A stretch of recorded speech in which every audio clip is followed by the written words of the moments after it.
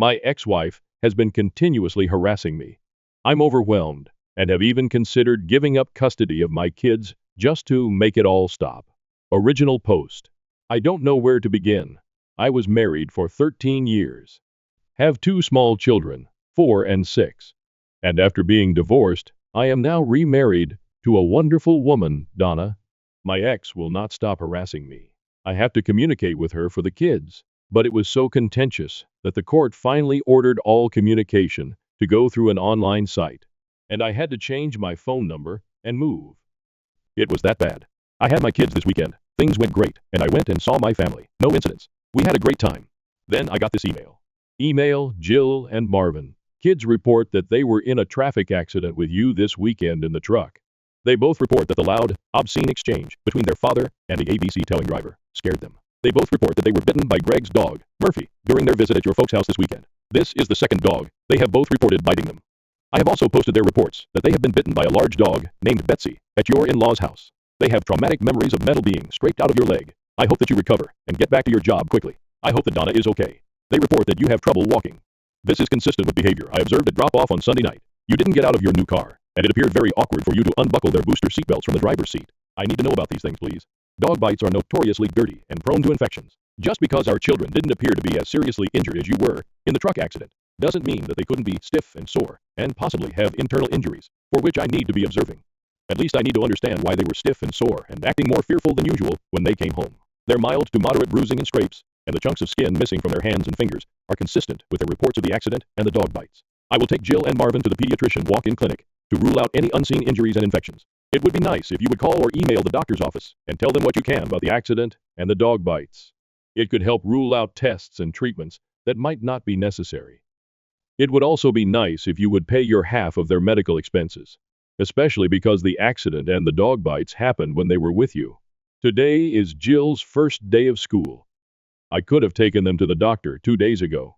If you had shared that they were bitten and in a traffic accident that was bad enough, required a tow truck for the truck and medical care for you. If you want to drive the kids to Santa Barbara and back on a weekend, expose them to animals that aren't safe for children, and fight with tow truck drivers in front of them, I cannot prevent that. But what happens to their little growing bodies and the events that are being imprinted on their sweet, innocent minds is very much my business. Please share all of the information regarding what happened to our children in the truck accident. Please share all of the information regarding the bites from the dogs. As a mother, it is very worrisome to hear my preschooler and my first grader recount the dangerous things that are happening to them. But it is even more worrisome that my co-parent withholds vital information about their health. Jill and Marvin deserve to know that their parents are working together to take care of them. Thank you. Rest of the post. I don't even know where to begin. The dog that was there had no teeth, didn't bite them, and couldn't have even if it wanted to. My in-law's dog is dead. I was never in an accident. There was no tow truck. All of this is false. I can't even find a shred of a real event that could have gotten twisted. This comes on the heels of 4 days ago, her trying to corner me into signing away 30% of my custody agreement and refusing to let me even look at the details of the paperwork. I am so frazzled by all of this that, at times, I think about signing away my parental rights just to not have the stress. But I don't want my children thinking I don't care for them and abandoning them. How do you reason with this level of crazy? Any advice is welcome. I need help managing this. TLDR, trying to deal with a crazy ex and barely holding it together for the sake of the kids. Relevant comments. Commenter. Why are you so cowed by your ex-wife that her telling you to sign something you don't want to sign causes you stress? It shouldn't be that hard to say no. Oop.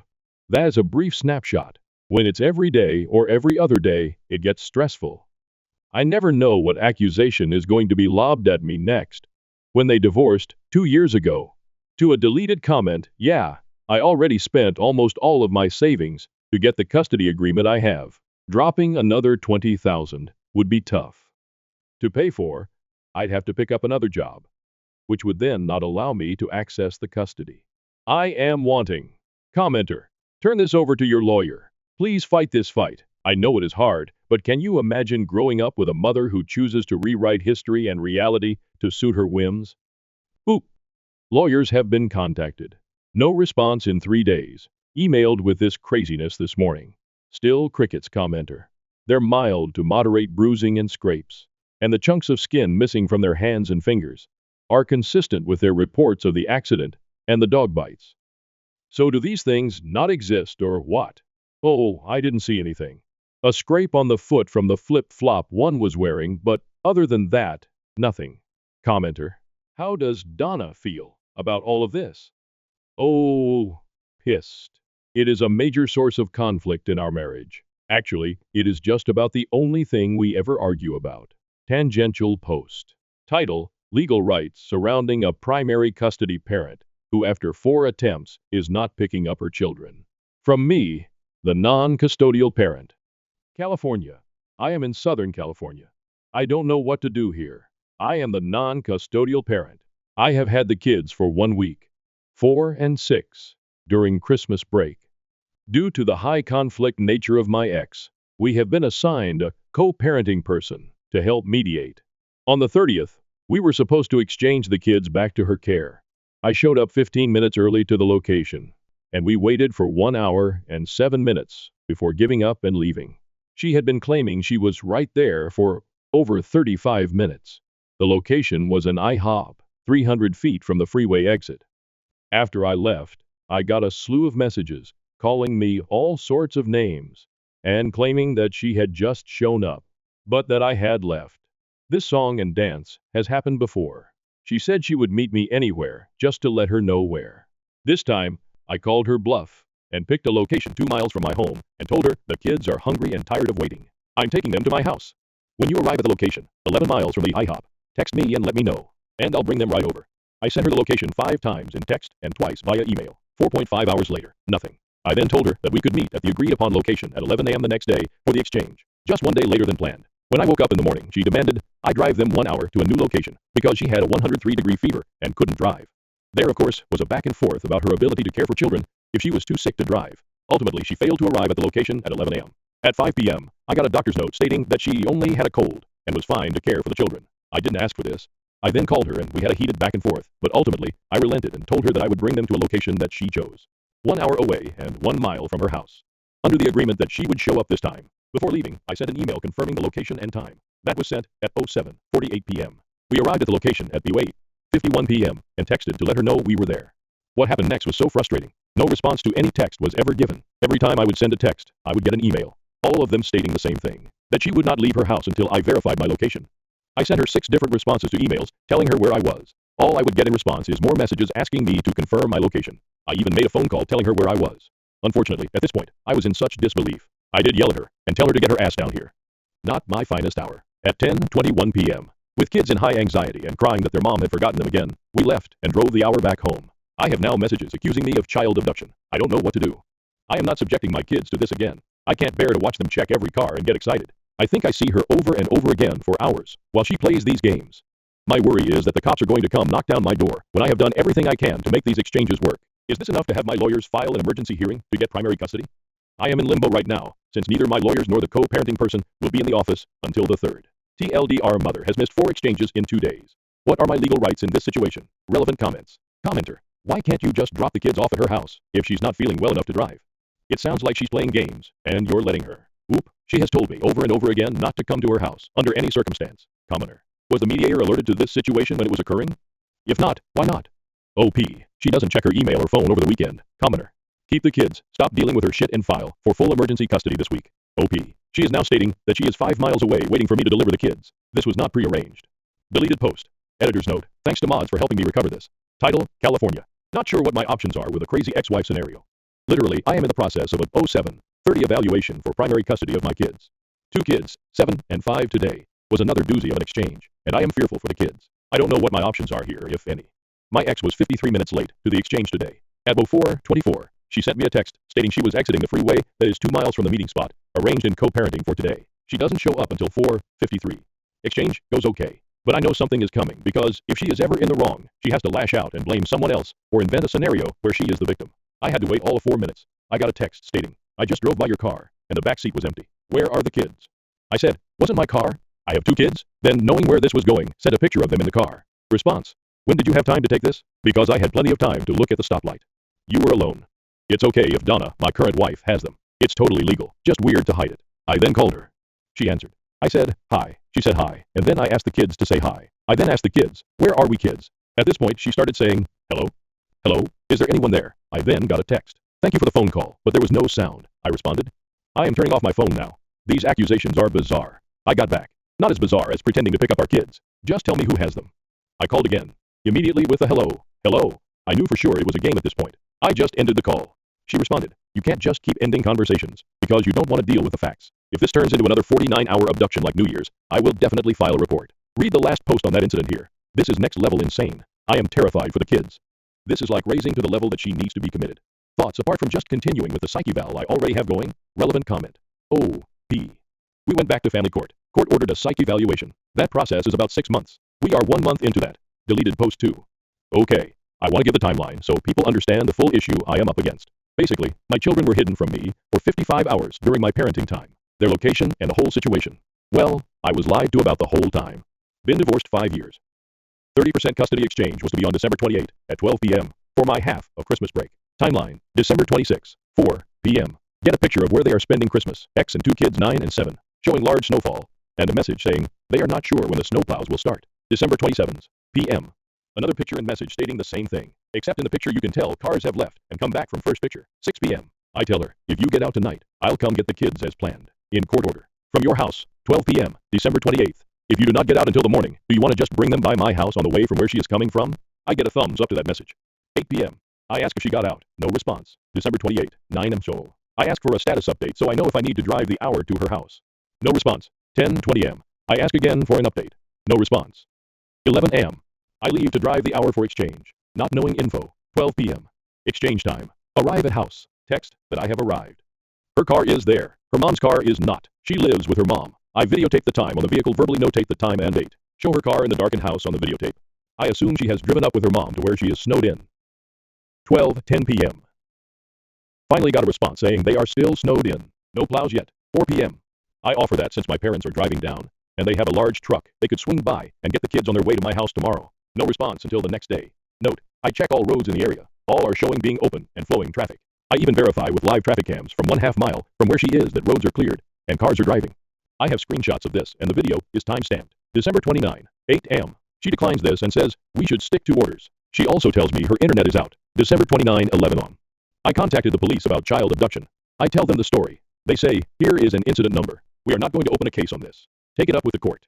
At 4 p.m., I got a message saying, freeways are closing down for the night. Been driving every back road looking for entrances without frozen bridges, or backed up with accidents. It's an hour wait every time I fill up. Everybody's sure it'll be better tomorrow. Signals are better at least. I respond by asking her to tell me when she leaves. Note, no freeways or highways are shut down. I check all state and local websites to verify. Even check Twitter and local live camera feeds. December 30 a.m. Call my lawyers. Tell them what is going on. Send them all of the timeline, and they say they will reach out to her attorney. 1 p.m. They finally get in touch with her attorney, and the response back is that she is leaving today. That she will message me when she does, and I can come and get the kids from her place. 2 p.m. I ask for an update from my ex. 4:45 p.m. Still haven't gotten no communication. I call my lawyers again. They call her lawyer. I finally got a response. I have left. That's all. At 6 p.m. Get a message. I am home. You can come get them. 7 p.m. 55 hours past exchange. I get the kids, and I ask them about the snow and being stuck. I was not trying to pry information or grill them, just casual light conversation. They tell me that they have been at home for 3 days. Since the night of the 27th. Now I am asking some more pointed questions. I ask about what car they drove. They are kids. Maybe the timeline is wrong. They say they were in their mom's car because grandma had to leave on Christmas Day to be back home. So they drove separately. They say that mom said, I told her she could keep them for 2 more days. I am furious. It was all lies. I am contacting lawyers today. But what are my options here? I want to have a reasonable expectation walking into this. My stance right now is I need action and need someone else to be as posed about this as I am. Or I'll find a lawyer who is. But I do realize my emotions are elevated. Additional note. In the last 2 years, I have filed a 730, spent $12,000 on it. 2-year process. Basically, it said I am the better parent, but that she might be improving, and that his suggestion would be to wait a year and do another 730. And if things haven't improved by then, it would be appropriate to swap me to primary custody. That report was produced in April. Update. I was looking in my profile and saw my post in this subreddit from 7 years ago, as my ex was causing so much chaos that I was doubting everything. I took everything to heart and implemented several things right away. I became a gray rock and started documenting my ass off. I consulted my lawyers, and they said they advised several steps, the first of which was a 7:30 evaluation. This is an evaluation done by a psychologist.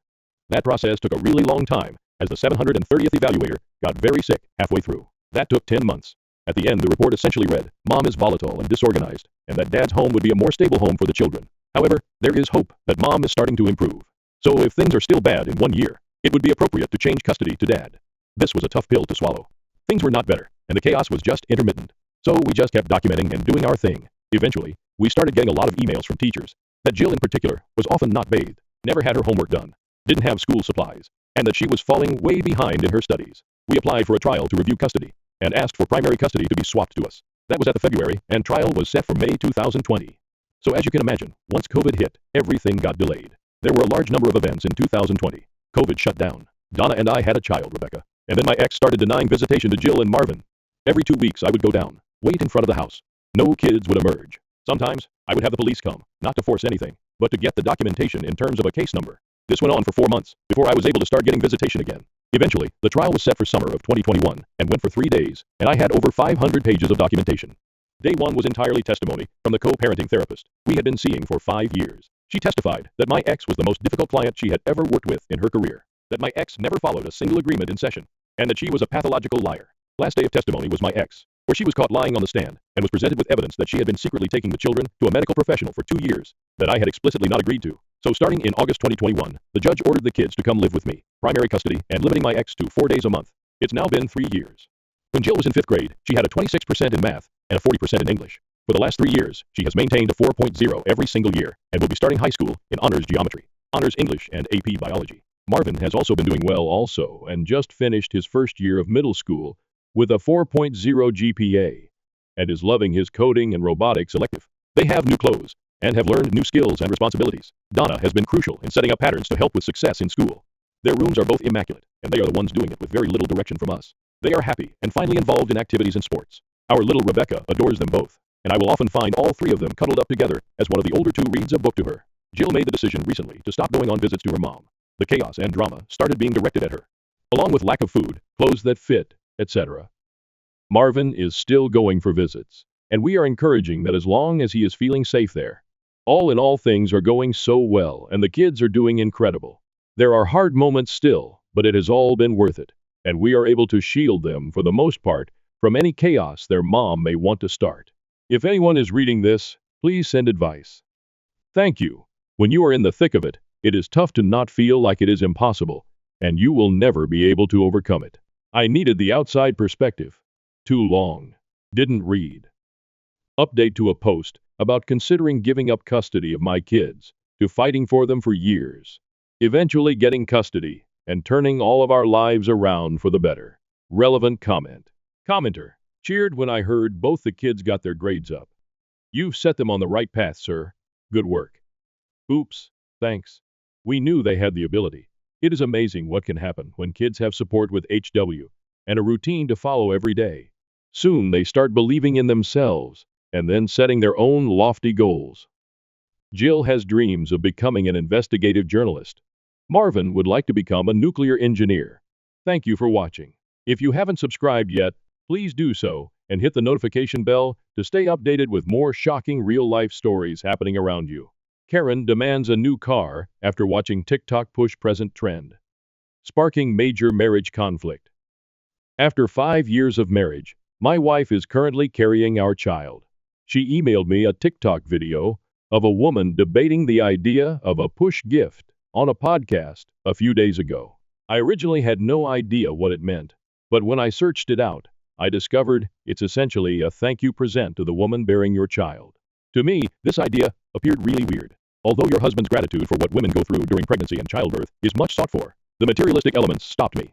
The woman on TikTok went on and on about how it's a body for a body, implying that the man should get a permanent tattoo on his lower body, as well as offer her a house and a car as special gifts. Those expectations struck me as rather reasonable, a little vengeful, and overdone for my taste.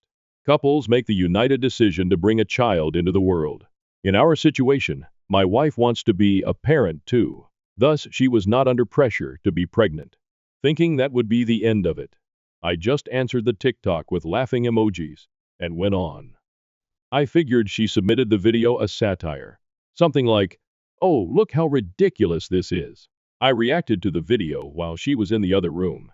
She came to me saying she wanted me to tap into my own resources to acquire a car specifically for her, even though she does not anticipate a tattoo or an elite house. Almost startled, I looked at her and started giggling. Though I knew I was mistaken, my wife and I agreed on how foolish individuals sometimes are. I prodded her to find out whether she was really serious. She grew really agitated and stated she indeed wanted a real push present. Her gift is, I reminded her, the realization of a healthy baby and parenting itself.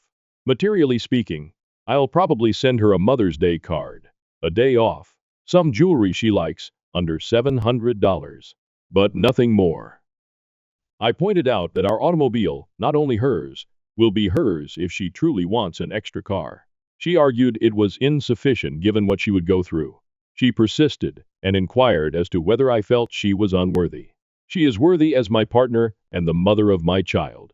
But she also has to be reasonable and realize that neither of us is personally deserving of what she is requesting.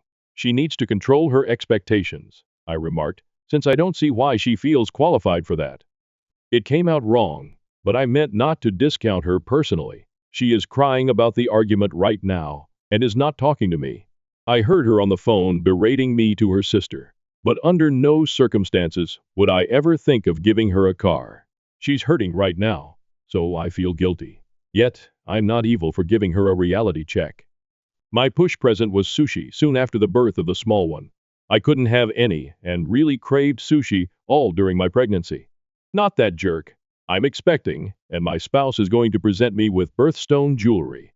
I'm also giving him a watch with an engraving. Those TikTok videos ruin relationships totally. Once she wouldn't create her brother-in-law a boo basket for Halloween. My sister-in-law almost left my brother-in-law. Why women need relationship advice from TikTok is beyond me. Relationships are being destroyed at frightening speed on social media. Fiance's toxic best friend torments me. My mental health suffers. Is our relationship doomed, or can we recover before the wedding? My fiance has the biggest heart. Would literally give you the shirt, pants, and hat off his body if you ask for it. He's a recovering people pleaser, and I get it because I also used to be a people pleaser. We've been together for 5+ years. A few months ago, I started picking up on his best friend, making some not so nice comments towards me. I'm trying to be vague, but let's just say this friend is the type to read. Who in the room would be most affected by being picked on? And then he picks and picks and picks on them until they can't take it anymore. Nobody ever really holds him accountable for this. And unfortunately, I have somehow become his favorite target. I tried to put up with these comments, but it started getting really elaborate. The friend would make up lies about me, saying things I never said. He once called me in front of all our friends, my fiance included, just to yell "you're a bad friend" into the phone, and then hang up. There's so much to it that I can't share because I'm trying to be somewhat anonymous. It started having an effect on me and my mental health, and I ended up having a full breakdown where I told my fiance how much this was all starting to hurt me. The first time I broke down over this, he said he would talk to his friend about teasing, messing with me less. He then told me his friend was sorry and that he'd be keeping an ear out for any other comments, and he'd jump to my defense if it happened again. A few weeks later, I had a second breakdown over all this. The situation itself is hitting a very specific childhood trauma trigger for me, and he admitted that his friend didn't actually apologize. He actually said he was sorry I was too sensitive to understand his humor.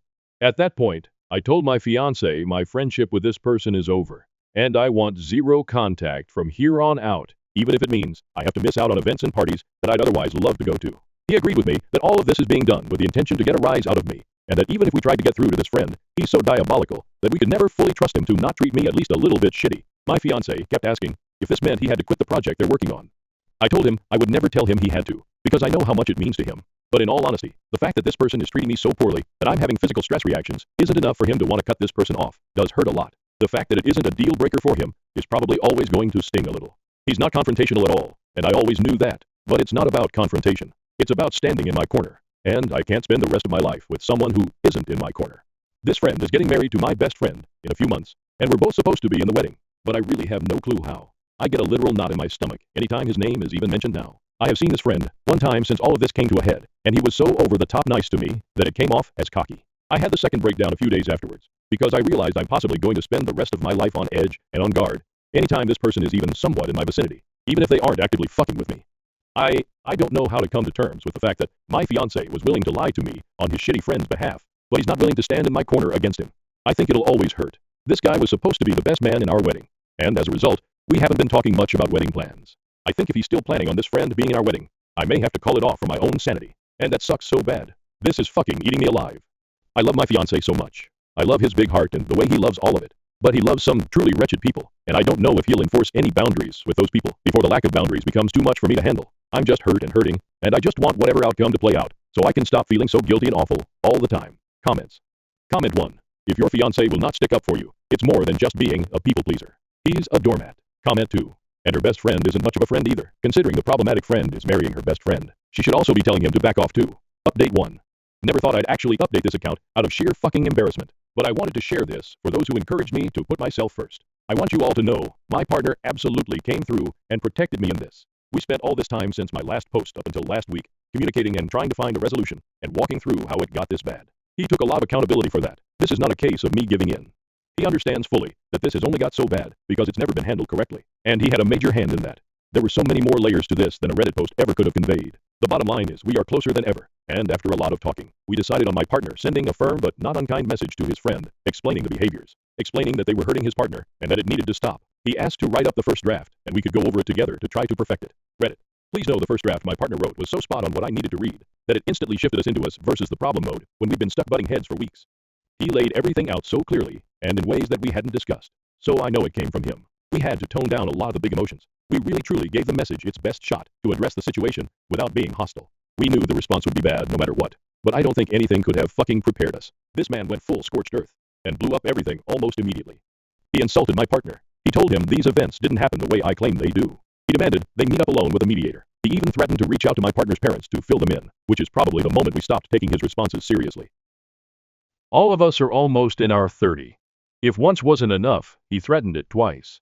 We actually had to call them and warn them that he would be showing up at their place later this week and not to open the door.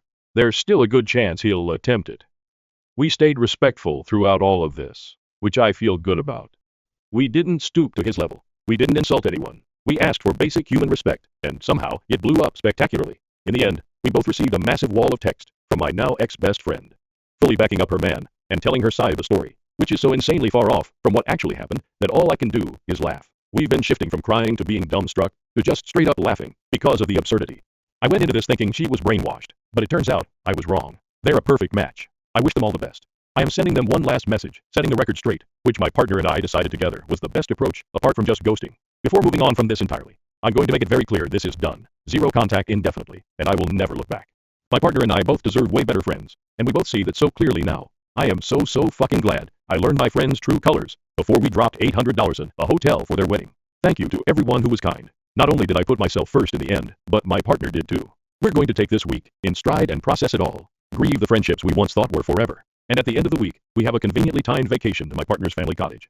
I think we're going to come out of this stronger, because we already feel it. Again, thank you to those who had something productive to say. And I've made my peace with all the rest. I guess if the guy does something else outlandish, maybe I'll update, but for now, this chapter is closed, and I'm so ready for it to start collecting dust. Comments. Comment 1. It sounds like both of your ex-friends were from your people's pleasing days. It's time for a fresh start. And I'm glad you're both going to get it before your wedding so they're not in the photos. Comment 2. Good riddance to bad rubbish. Wishing you both peace. Update 2. Hey all, told myself I wouldn't update again, but there has been a pretty massive development. Not sure if anyone is really that invested in this shit show, but it's actually helped me to type it out the first couple times, so maybe I'll feel a bit better if I do it again. Sorry in advance for how disgustingly long this is gonna be. A few weeks ago, the asshole showed his entire hand. He sent my partner a message at 11 am on a Monday, and it is the most unhinged shit I've ever read. I'll sum it up for you. The asshole said he believed my partner is in an abusive relationship, and he should leave me for his own happiness. He claimed he has evidence to support this. He admitted this was the big message he would have given had they met in person in the very beginning. He also told him he was worried sending the message would make things even worse for my partner if I saw it. He said I am someone he can never forgive, and he will never want to associate with ever again. He ended it by saying he hopes he'll leave me, so my partner can apologize for breaking up the band. Yes, it was a band, and they can start to repair their friendship. Obviously, a whole lot to digest. I know y'all don't know me, but I am obviously not abusing my partner, lol. I shouldn't even have to clarify that, but I will anyway. This guy is 100% excommunicated from our lives indefinitely. Not that he already wasn't at that point. In light of this new info, I'd like to share some of the things the asshole has done over the past year or so that made me realize he was fucking with me. But I didn't clock at the time, because, much like some of you, I thought I was just being sensitive. My partner and I joined some pals, including an asshole, to play a game together online. Lethal Company, if you're familiar. I have many hours in the game, and know the monsters quite well. So I was pretty confused when I was slaughtered by a bracket 3 game days in a row, almost immediately upon entering the facility and splitting from the group. I mentioned at one point that I'd be having a lot more fun if I wasn't dying so quickly every time. And the asshole mockingly said, it must be a skill issue, after a few more deaths, this time with me, at least getting to explore a bit before getting my neck snapped. I asked if anyone had the Control Company mod installed, which allows the server host to play as the monsters. Suddenly the asshole had to go, and the lobby conveniently disbanded. I never brought my suspicions up to anyone, because I knew it would be my word against his. I had no solid proof, so I wasn't positive. But when I finally mentioned it to my partner, a couple of weeks ago after that text was sent, he told me he remembers the asshole staying on the ship and secretly going AFK multiple times in the game, which lines up pretty perfectly with my in-game deaths. When I said the asshole was being too nice, the time we saw him after my partner called him about his comments affecting me. I don't think I explained it right. My partner and I were sitting at a table at a local show, and the asshole sat next to me, not my partner, and wouldn't stop touching my arm and asking me if I was enjoying the show. Multiple times he would just stare at me and grin as wide as he could. If I'd just been told something I did hurt my friend's partner, I don't think I'd be all over them the way this guy was to me. Hell, if it were me, I'd at least throw a sorry about the other night their way. It felt like he was gloating that he got away with it. It was comically over the top, and made me and my partner very uncomfortable. We talked on the drive home, and we both felt the same about it. I was hanging out with my friend at her place, and an asshole was there, so we all decided to head to my place and hang with my partner, as a foursome. Right before we left, the asshole asked if I knew our mutual friend's big secret. I did not. I'm also not very close with his friend. My friend already knew and told him they should just tell me because I wouldn't be that invested. But asshole told her my partner didn't know yet, and they couldn't tell me until we all got to my place, and told him. He kept going on about how big the secret was, and insisted that I'd freak out once I knew. I made a comment about how we were taking different cars, and there was a chance my friend would just tell me on the way. So he looked her dead in the face, and told her that he'd be genuinely upset with her if she told me before he told my partner. We respected that. When we got to my place, it was obvious my partner already knew. The big secret was simply that our friend was dating someone. I found out later that the asshole had called my partner the minute he got to his car, and told him that both me and my friend didn't know, and they should put on a big show of telling both of us together. My partner had known for weeks, and the friend group had openly discussed it a few times, and it hadn't come up with me because, as I said, I'm not very close with this friend. I got baited lil. Truly exhausting behavior. My partner had no idea what happened until I told him about the conversation at the asshole's place, and my friend didn't say a word in my defense. I typed out exactly why this was ridiculous once all this came to a head, and they both refused to even acknowledge it. I dyed my hair blue. My first outing with the new hair was with the whole group. I went all out on my makeup and outfit and was pretty stoked on it. I'm not exaggerating in the slightest when I say the asshole made 20+ jokes about my hair in the span of about 15 minutes. It was pretty much every time he interacted with me, which he seemed to go out of his way to do specifically so he could make jokes about my hair. If you've ever had blue hair, then you've probably heard most of the jokes he was making. I laughed along for the first few. I can definitely handle banter, as it's a huge part of almost all of my friendships. But after about 20 jokes, I finally said it was getting old, and asked if he had anything nice to say. He responded by making another 5 jokes, with a big shit-eating grin on his face, and implied I was too sensitive. There truly was no off switch with the guy. Anyways, just wanted you all to know, no, I'm not crazy. The asshole has literally been trying to drive me mad for at least a year, and it almost worked. My partner and I have had many conversations about all this, and I know a lot of people had a lot to say about him. But please know, this was eating both of us alive. He wanted to make things work so badly. He wanted to at least try to salvage their 20+ year friendship. But he understands now that was never possible. And he knows neither of us deserve to be treated the way the asshole treated us. This was never just about me. If he was a good friend to my partner, maybe things would be different, and we could have tried harder to get through to him. But this is just who he is at his core. He's known for being a prick for no reason, and lying about it. And there's no space in either of our lives for that. Anyways, I doubt the asshole can top that message, so this is the last update I'll give. My partner and I are coming out of this way stronger. The asshole has completely brainwashed my friend, and I've made my peace with it. She can have him, lol. Godspeed to the both of them. Thanks to all who showed understanding. Hopefully, this is all going to be behind us. very soon, once the dust fully settles. Comment. It all sounds like he was jealous of you and was threatened by your relationship with your fiancé. He probably felt that you were taking his best friend away from him. Just a quick question. Did you date your fiancé before or after your ex-best friend started dating?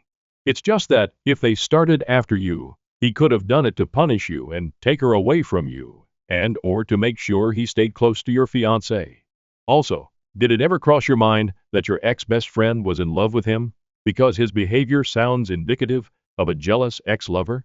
I'm not saying that your fiancé was in love with him or even did anything with him, only that his ex-best friend's feelings could have been one-sided and not known to your fiancé. Anyway, I hope that you two can concentrate on your wedding now that the toxic people are out of your life, and that you both have a wonderful future together and a beautifully unforgettable wedding. Update me if your toxic ex-best friends do anything else, but I honestly hope that they don't. OOP.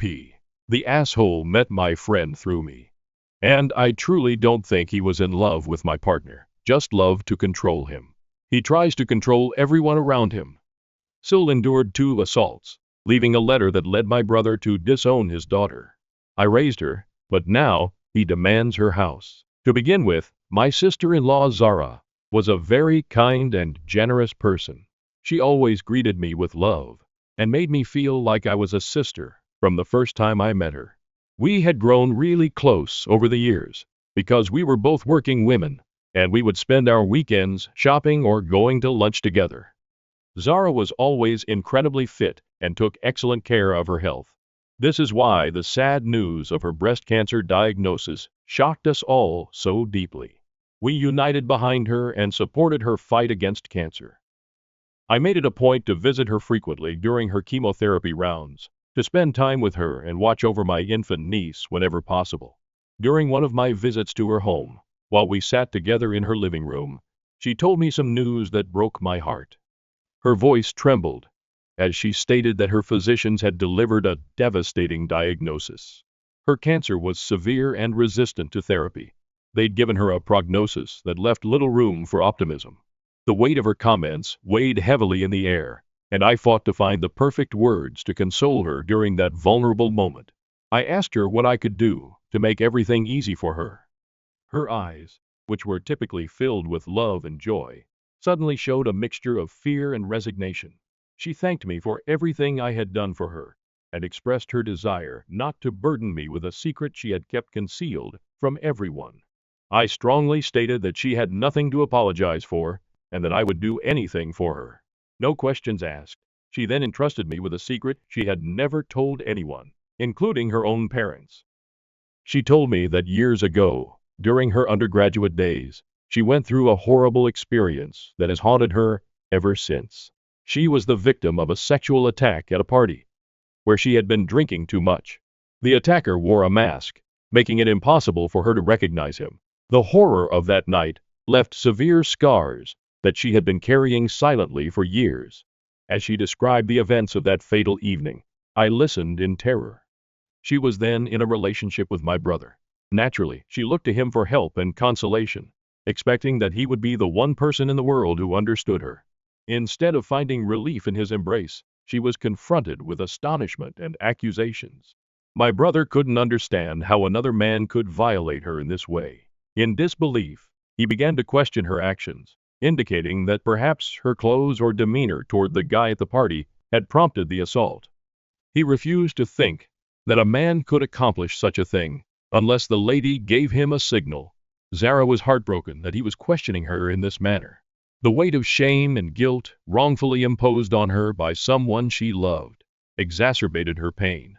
Despite this, she summoned the bravery to denounce the assault to the police, and even underwent a medical examination, which confirmed her claim about the assault. She wanted the culprit punished. Unfortunately for Zara, she lived in a college neighborhood where parties were prevalent, and thousands of students congregated under the cover of night. Despite their best efforts, the authorities were unable to identify the masked assailant. It didn't help that none of the guests at the party came forward to testify for her. As a result, the inquiry stalled, and Zara never received justice. At the time, her parents were still living and the only ones who believed in her. This is how she overcame her great humiliation for what had occurred to her. According to Zara, after months of discussing the incident with my brother, he finally came around and apologized for his initial reaction. He realized that he should have known better and pledged to be more supportive of her going forward. Despite the strain on their relationship, Zara did not want to break it with him, so she chose to forgive him. Despite my brother's best efforts to be there for her in the years that followed, the tragedy never left her mind. I was saddened to hear this, especially since my brother had never mentioned any of it to me. Syl pointed out that my brother disliked discussing it and had even told her to keep the occurrence a secret, as if it were something disgusting for others to discover. I gently gripped Syl's hand and assured her that I didn't blame her for anything that had happened to her because it was never her fault. Syl smiled back bitterly and told me she had more to say. She talked slowly, as if each word was both a confession and a request for understanding. She then disclosed that she had been sexually attacked again after the initial event, this time by her former employer from her prior position. I remembered how 2 or 3 years ago, she unexpectedly left her work, despite the fact that she had always enjoyed it. Syl had never told me why until now. Her hands trembled as she described how terrified and helpless she felt during the second assault. She informed me she was numb from shock during the event and could only move after the assault finished. Tears flowed down her cheeks as she departed the scene in a daze, her entire body trembling with the weight of what had just occurred. She recounted feeling detached from everything, as if she were witnessing the trauma from outside her own body. Later, as she sat in her car crying, her first thoughts drifted to my brother. She knew based on his earlier reaction that he would likely blame her again. She described how she felt the same shame when she realized she had been abused by another man without her consent. She felt unclean and repulsed by herself. This time, the trauma had a greater impact on her mental health since, unlike previously, she had no one to talk to. Her parents had died, and she was afraid to open out to my brother. As a result, she fell into melancholy and experienced a few panic attacks. Syl told me she debated whether to report the assault to the police and have her boss arrested, or to safeguard her marriage. Then, 3 weeks later, she learned she was pregnant. At that point, she was positive that the child was not my brother's.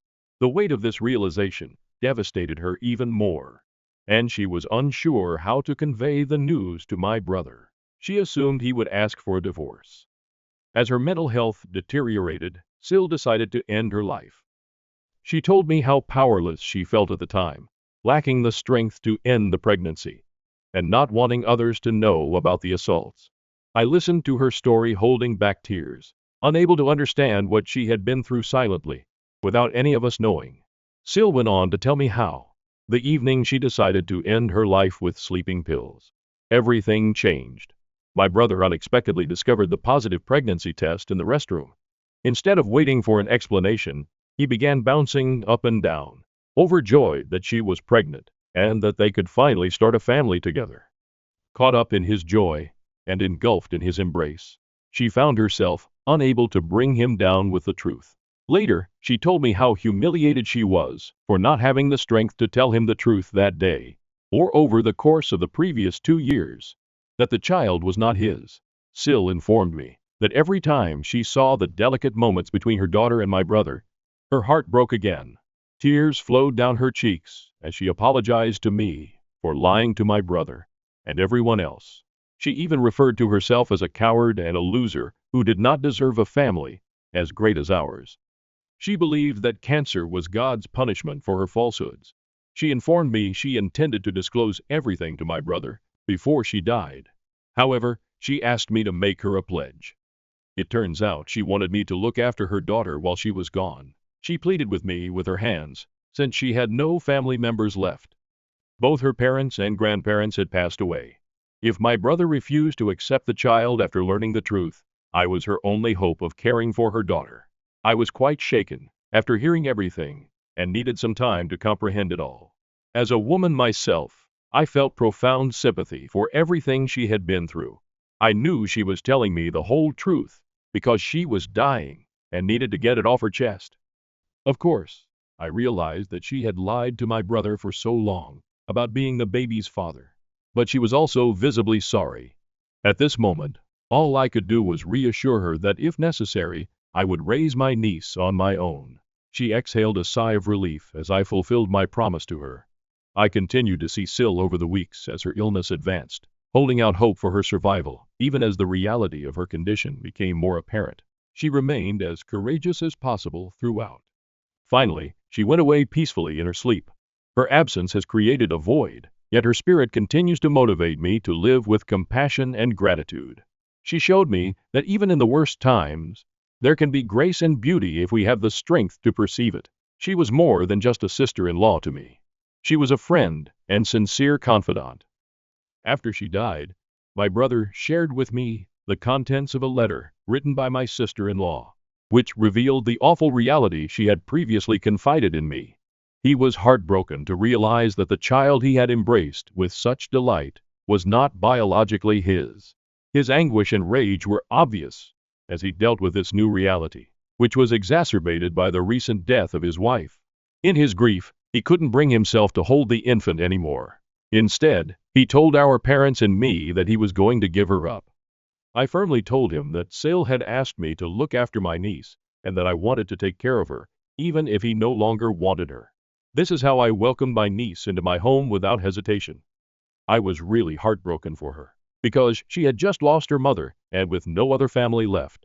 Her parents and grandparents had passed away. I knew she needed a stable and supportive atmosphere at the moment. Later, when we gathered for the reading of my sister-in-law's will, everyone was already emotional because they knew my niece did not belong to my brother. Many of my family members were divided over this news. However, Sil was no longer with us to face their fury. According to her will, she made specific and careful plans for her daughter's future, leaving every asset and resource she had amassed over the years for her daughter's benefit. Sil had a large fortune from both her parents and grandparents, so she had a lot of money to leave behind. To my brother's sorrow, nothing was allocated to him, exacerbating his pain and sense of betrayal. He yelled loudly that it was wrong of her not to leave anything in her will for him. Sil had specifically stated that she had committed the management of these monies to me, provided I was willing to take on the responsibility of caring for her kid. This news surprised both me and everyone else present. I suppose this is why Sil wanted me to make that pledge to her weeks before she died, so she could update her will accordingly. She was correct to believe her intuition and not allow my brother access to her assets, since if that had been the case, he would never have let my niece have anything and would have abandoned her without money. My brother was unwilling to continue caring for the child. Therefore, I was eventually granted full custody of my niece. I've been able to care for her all these years because of the financial support I received. My brother attempted to battle me over the money Sil had left behind, believing he was entitled to at least half of it. However, the judge did not listen to him. Enraged, my brother told me that he didn't want anything to do with Sil's daughter and that he never wanted to see my face again, saying that I had betrayed him by taking in the girl. I firmly told him that I was sorry for all of his sorrow, but I was not going to break my promise to CYL. My sister-in-law's decision to keep the facts from my brother was wrong, and I acknowledge that. However, now that she is no longer with us, I am convinced that the child is not to blame for her parents' conduct. This is why I've always focused only on establishing a caring and secure home for my niece, sheltering her from the intricacies of the past. Over the years, I've used the funds still left behind to ensure that my niece has everything she needs. I've also purchased a home for her, which my niece will entirely inherit once she reaches adulthood. I've made every effort to send her to great schools and care for her as if she were my own daughter. I am not married and have dedicated my entire life to raising my niece. Despite my best attempts, my niece, understandably, has concerns about her parents, especially her father. She misses my brother, but she understands that relationships cannot be forced in these circumstances. My decision to prioritize my niece's well-being has affected my ties with my other family members. They have all chosen to cut ties with me and no longer invite me to family gatherings, claiming that my actions are foolish. and that I have prioritized my niece over my own. Even my parents believe I should have given up my niece and have often expressed their disappointment that I am raising someone else's child. As you might expect, the past several years have been a challenging journey in which I've had to negotiate the chasm between what I believe is right and the ramifications of those decisions on my family connections. This year, as my niece approaches her 18th birthday, I feel a sense of accomplishment as I prepare to transfer all of her assets, including the property I've acquired for her personal desires. It's a significant achievement for which I've worked hard. I feel like I've done everything I could to protect her up until now, and she's ready to make her own decisions. My brother contacted me unexpectedly last week, saying he needed to discuss something very serious. My heart skipped a beat. I hoped he'd realized his mistake and wanted to reconnect with me and my niece after all these years. I agreed to meet with him, but I didn't want my niece to find out and get her hopes up until I knew why he was visiting. So I planned for us to meet when she was at school. When my brother came, there was a sense of expectation and warmth as we made small chat. He told me he has since remarried, and I was pleasantly surprised to learn that he now has 2 children of his own. He showed me images of them, and his boys looked exactly like him. I was disappointed that he hadn't invited me to his wedding, but I understood that he did what he had to do after Sil had deceived him. During our talk, I couldn't help but feel proud as I highlighted my niece's accomplishments and improvement over the years. I informed my brother that she occasionally inquired about him and was fairly mature for her age, thinking he would say he wanted to see her. Despite my excitement to communicate these wonderful tidings, he appeared indifferent to my niece. He interrupted me, his tone immediately changing to one of seriousness. He explained that he had come to meet me not to discuss my niece, but to request ownership of her house. I stared at him wide-eyed as he told how his family had suddenly lost their home and that our parents had already loaned him a large sum of money over the years, so he could no longer ask for assistance. Since he knew I had purchased the house with Sil's money, he believed it was only fair for me and my niece to let him keep the house to accommodate his large family, while we relocated to a smaller space. I questioned him why he thought he could even pose such a question. My brother went on to defend it by claiming that he had previously done a lot for CYL, but she had turned out to be nothing more than a leech. I knew this wasn't true because Sil had always worked and paid her portion of the bills, including throughout her chemotherapy treatments. She covered her own medical expenses and had health insurance. I brought this out to my brother, telling him that it was ridiculous for him to expect a house when he hadn't even bothered raising my niece after Sil died.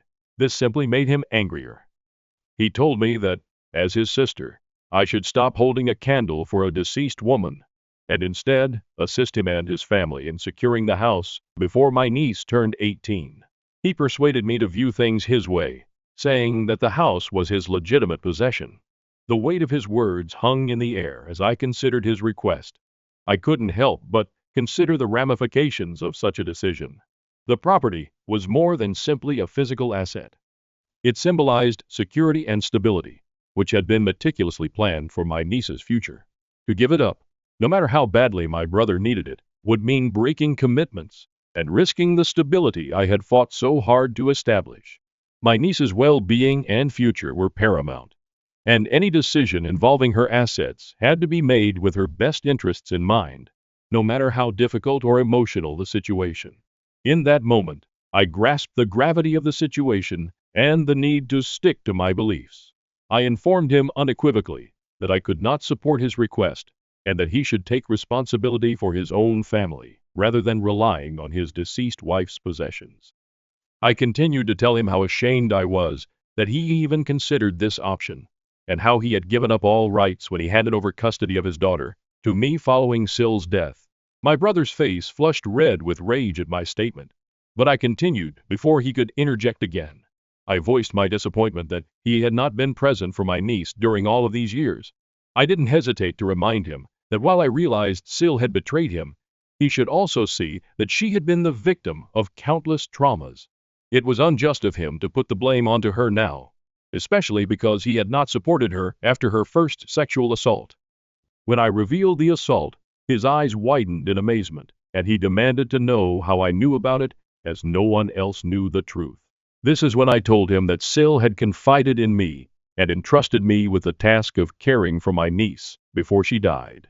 When my brother heard this, he became accusatory, alleging I had surprised him and labeling me a liar, just like Sil. I shook my head, reminding him that Sil was terminally ill and had already endured enough. After all the years of him not taking responsibility for my niece, while I had done everything I could to assist her, he had no right to bring up the past and complain, now simply because he wanted Sil's money. I was weary of him constantly behaving like a victim. It was disheartening to see him shift blame and claim entitlement when he had not been financially supportive of my niece for years. His boldness in coming 16 years later and requesting ownership of her house felt like a slap in the face, ignoring all of my sacrifices and attempts to assure my niece's well-being and future security.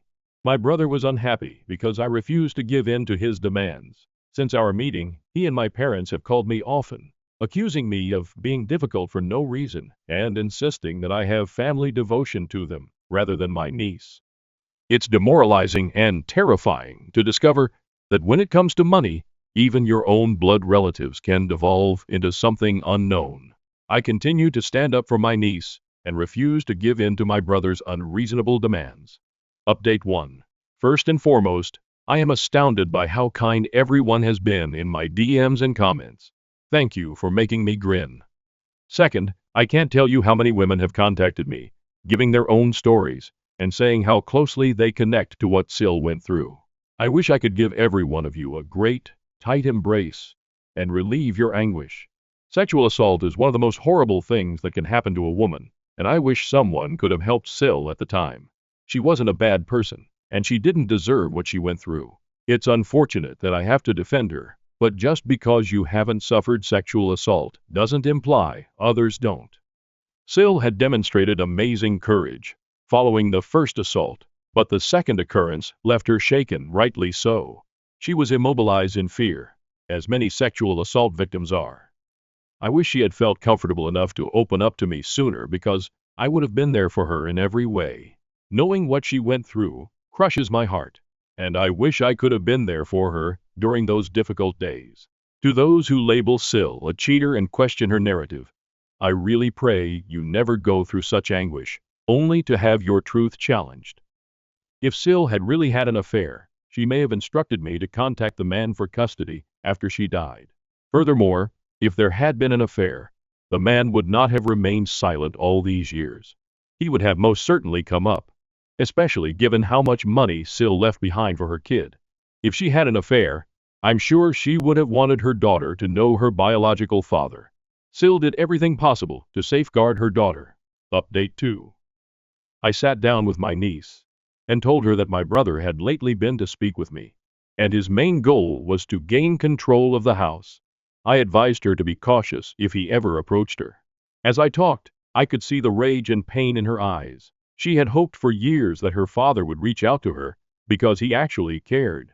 However, when she discovered that his contact was motivated by his own wants, she felt deceived. I can't believe him, she informed me, her voice shaking from emotion. After all this time, he only reached out when he needed something. She informed me that she did not want anything to do with him and expressed her gratitude that her mother had not left him anything.